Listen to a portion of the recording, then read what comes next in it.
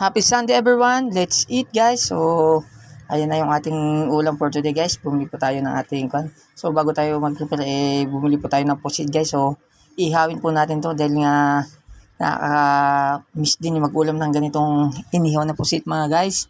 So, syempre yung nagwasan ko na po yan. Bali nakabili ako ng tatlo for 150 lang guys. Medyo mura na. Dahil tatlong malalaki na yung binigay sa atin. So, mas maganda to kung lalagyan natin ng palaman. So, nag-prepare na pala ako ng mga sibuyas, kamatis, sili, and lagyan natin ng luya. So, papalaman natin guys sa loob ng katawan ng pusit. Dahil nga sa nakikita ko sa mga kalsada ay parang nakakatakam. Pag nakikita tayo ng ganitong niluluto guys, iniihaw na pusit. So, ito na. Matutupad na yung ating wish na makaulam tayo ng inihaw na pusit with palaman guys. So, nilagyan ko na pala, siniksik ko na siniksik. Mas maganda yung maraming palaman para medyo malasa-lasa. So, pag nag-ihaw ako ng ganyan, medyo kailangan dapat linisan natin maigi yung ating pusit guys dahil medyo mga sa loob na ito. So, naugasan natin na maayos yan. So, ayan, nilagyan natin ng mga palaman na para masarap yung ating pagluluto mamaya. Nako, ayun na guys. So, na-prepare na natin. So, itabi lang muna natin yan guys at tayo ay pupunta muna at magpapabaga muna tayo dahil yan po nakakatabi na yan at lagyan natin ng palaman. So, ayan pa. Guys, nagpapauli na po tayo. So, hintayin na natin saglit to. Ayan, naka-prepare na. So, waiting na for ihaw-ihaw. Nako, sigurado na naman to. Ubos na naman ang kanin ng ating kapitbahay. So, ayan guys. Pabagain muna natin. Ayan, nilagay ko na yung tatlong pusit na kasing laki ng ulo. Ulo ng kapitbahay. So, ang pagluluto pala na ito, I guess, is hindi kailangan matagal. Kasi pag ang pusit po, pag mas matagal ihawin is lalong kukunat. Parang steam lang siya. Konting ihaw lang, mga siguro 10 to 15 minutes, okay na to. Dahil mas masarap yung medyo hindi gaano lutuin dahil makunat nga pag nasobra sa luto ang pusit guys. Snack po, sigurado naman to. Ay, gutom pa naman na to. Gutom na to guys. So, ayun nga po guys. So, habang siyempre dito haggard na yung ating buhok guys. So, mainit kasi ngayon dahil summer na. So, masarap magbabad na at maligo na sa tubig. Ay, naku, ayan. So, pay lang. Huwag masyadong malakas ang uli ay ng baga para hindi agad masunog. So, medium lang yung pay natin guys. So, ayan. Medyo nagugutom na rin tayo dahil alas 12 na. Nanghali naman tayo ng ating lunch time. Mga alauna na naman tayo makakain na ito. Pero okay lang dahil sulit naman dahil masarap yung ating inihaw na pusit with palaman. Yan ang ating uulamin mamaya. Sigurado talaga ito. Taob talaga ang kaldero na ito. 3 kilo na naman ang maubos ng ating mga kasambahay. Lalo na itong katabi ko dito. Nako, sigurado malakas kumain to. So, iyaw lang tayo. Ayan. So, ayan guys, tapos na tayo mag-ihaw dahil kukuha na tayo ng dahon ng saging dahil matamad po maghugas ang mga kasama natin sa bahay. So, dahon ng saging na lang kukunin natin para pagkatas kayo nandel, tapon, less gastos, less sabon pa. Diba? So, makakuha lang tayo ng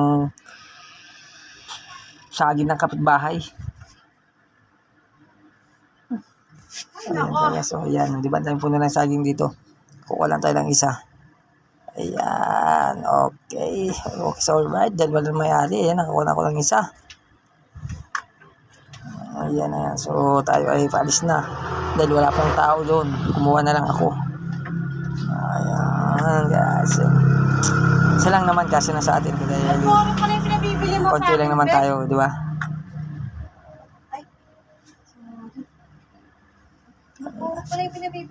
So, nag-prepare na po tayo ng ating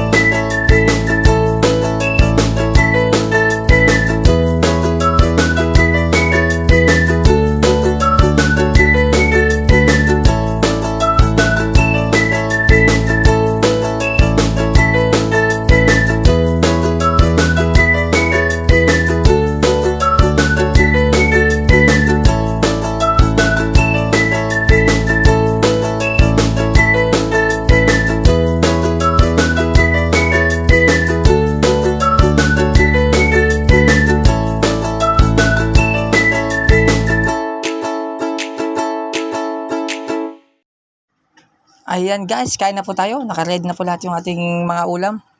Let's eat together. Happy Sunday everyone. Let's eat na guys.